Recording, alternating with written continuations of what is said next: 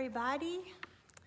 I am glad to be with you today from the Bishop's Sanctuary, Bishop United Methodist Church. And I have continued to read this book, God Online, A Mystic's Guide to the Internet by Bruce Epperly.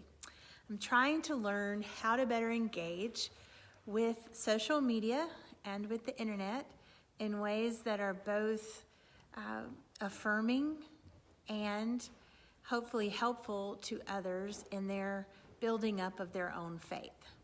So a couple of thoughts that I had from this book today for you. He writes, Ralph Waldo Emerson once told an audience of Harvard Divinity School graduates, "You are a bard of the Holy Ghost." Think about that for a minute. You are a bard of the Holy Ghost. So God's presence is actually flowing through you, singing and poetic and beautiful, scripting gorgeous things every single day.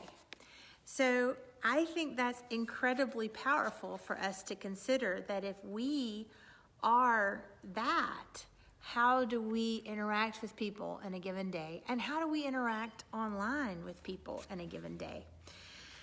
I think the second thought about things that I've learned today through this book is even more profound. Jean-Pierre de Caussade said, "Everything proclaims God to you. Everything reveals God to you. Everything brings God to you. God is by your side, over you, and around, and in you." Everything. God being in all things. God being present with you. Someone said, Beverly saying hello, hello. God is being present with you in all the things, which means God is present even in this quarantine. God is present even when you see something that upsets you. God is present when things are happy and going well. God is present in the sunshine, but also present in the sickness. God is able to do a transforming and beautiful thing even when things seem to not be going our way. Now that's one thing to say, but when we go and we scroll through our social media posts and we see things that are particularly upsetting, sometimes the inner self wants to get defensive or wants to react or wants to fight back. And while I'm not going to say that there isn't a role for us to be able to engage in justice-oriented, mercy-oriented ways, where we need to use our voices, how we do that is very important. How we do that on social media should be at least as important as how we would do that to someone face-to-face. Let me say that again. How we interact with people on social media should be at least as wonderful, gentle, kind, and thoughtful as how we interact with someone face-to-face. I don't think that a lot of people think this ongoing. People seem to think that they've got to just say this, get it out, and prove their point, and then go on. But things that are on social media can really stay with us a long time. That comment that you're doing in order for you to feel better in that moment, it can be very hurtful for people. And it can be very hurtful in your relationships with others. So that doesn't mean that you can't have comments with people or you can't engage, but I think we need to be particularly mindful on how we engage with people, on how we put those statements out there.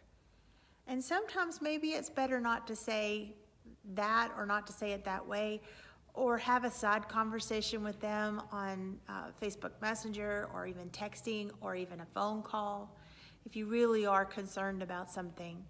Because Facebook battles, nobody ever wins a Facebook battle.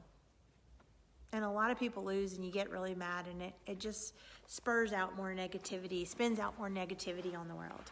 So I would encourage you, as you're interacting with people today online, to again think about what you need to filter out so that you don't become as reactive, and then what you need to put out there into the world. How can you promote holiness in what you're doing?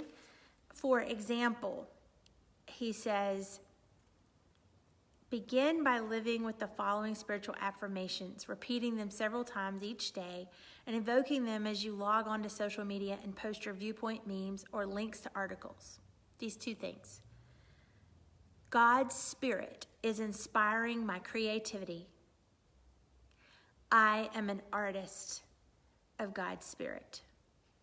And then throughout the course of the day, he encourages us to say, I breathe the Spirit deeply in and blow it gratefully out again. As you interact online today, breathe deeply the Spirit. Breathe out peace and goodness and things that uplift and confront only in loving ways. I'm going to try to work on this myself. I sometimes have times where I'm tempted. And yet, we really do, with so much time online, need to be mindful of how we engage with one another and the messages that we're trying to put out there in the world. We need some good news, and we need some holy conversations and caring of our neighbor. And that includes our online conversations. It's my meditation for today. I hope all of you are doing well. God bless you, and I'll talk to you later.